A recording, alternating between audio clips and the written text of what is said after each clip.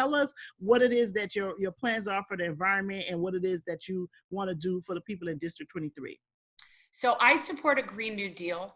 And for people who don't know what the Green New Deal is, it's not an official policy. It's not anything very specific. It's a mission statement with goals to reduce our emissions enough over the next now only 10 years so that we don't raise the temperature to a level that is not sustainable for habitation on this planet. So this is something that we need to be working toward. It's a mission. And the way that the Green New Deal is set up is it creates a system of social, economic, and environmental justice simultaneously. So you create a jobs program with a $15 minimum wage, a living wage jobs program, and you put people to work building up alternative fuel infrastructures, working on things like our light rail, working on different types of technologies that are going to take us away from fossil fuels. And this, along with criminal justice reform, I just want to point out, cannot be done so long as people are electing representatives that are on the payrolls of these interests. And that is something that in every one of these issues we've talked about so far, my opponent takes money from every one of these industries that is essentially working against our interests.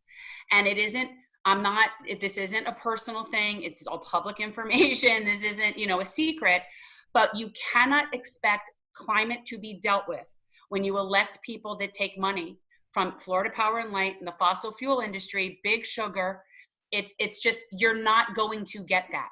And so for somebody to say, oh, I want somebody to deal with climate crisis, but I'm going to support someone who takes money from big sugar, that's a disconnect. It just doesn't work. And it's the same. You cannot support somebody who takes the second highest amount of money from police PACs and expect there to be substantive policing reform.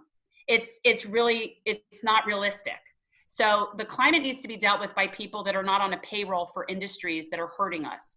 We need to be transitioning to alternative fuels, to clean energy. We need to be investing in transportation, and we need to be giving people jobs in building up these infrastructure.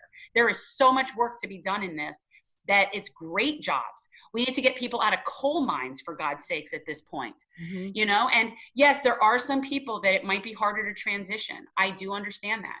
But in general, it's the best interest of all of us to move forward into clean energy and reducing emissions. And when you say you need to invest in transport, I didn't mean to cut you off, but when you say you need to invest in transportation, I mean, I live in South Florida. Public transportation here is horrible, right? Horrible. Like if you don't have a car, how are you going to, you literally would have to say, okay, I'm going to work at this place because I got to get on the bus. I could get there in a reasonable amount of time. Like it really restricts what it is that you can do on a day-to-day basis because the transportation here is just so bad, right? Yes. So like, we need a whole system. We need a whole light rail system. Our country, we are so far behind the rest of the world when it comes to mass transit. It's really absurd.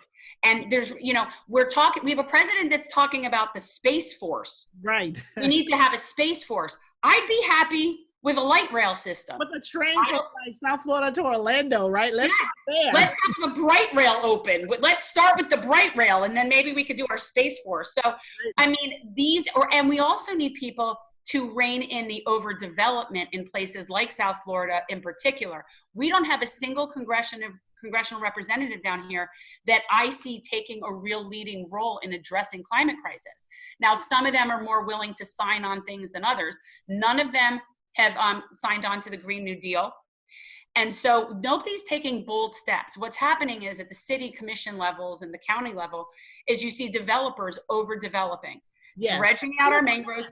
I live out west, and I'm telling you, like it used to be cows there, and then like now they're like townhomes and like whatever houses for like $500,000. I'm like, but I thought that was like a farm with some cows, and it's just more and more development. And I'm like, who's moving there? Like I just don't know who. But what's happening is it's putting the strain on our infrastructure. So at the same time that we're building all these places, so we'll have more people tapping into our fresh drinking water, right? Right. But at the same time, we're having sea level rise. We live on limestone. So as the sea level rises, it actually encroaches into our fresh water supply, right? So we're not just seeing it as, coastal erosion. We're not just seeing it in terms of on the coast. We're seeing it in terms of right in the middle, right here, as we are going to start to have less and less fresh water. So we're having more and more people moving in with less and less fresh water available.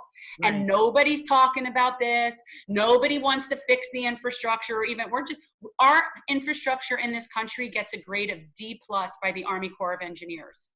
Wow. A D+. Right. And you talked about FPNL, and one of the young men that and I keep going back to them because they just were talking so much good environmental stuff, right?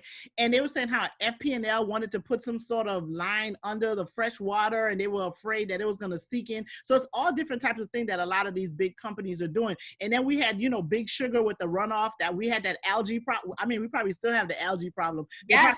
Talking about it, but we had the red green, the blue green algae, and the red something, because they're putting all of just run it all into our water stream, and people think it's no big deal, but it's a huge deal because it throws off the entire ecosystem, like fishing and all of these different types of things. So we do need to be concerned about the environment and what's happening.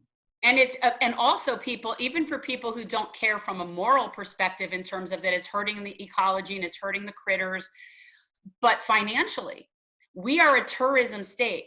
When you have an exacerbation of red tide and blue-green algae, people aren't going to coastal towns when there's dead fish lining on the beach. They're just not.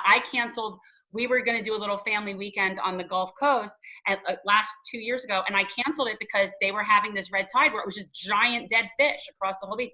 So it hurts us financially. So even appealing to people that care more about the wallet issues, it is not good for Florida to not be addressing these climate issues. Right, and to have dead fish on the beach. Right? It's not good. It's just not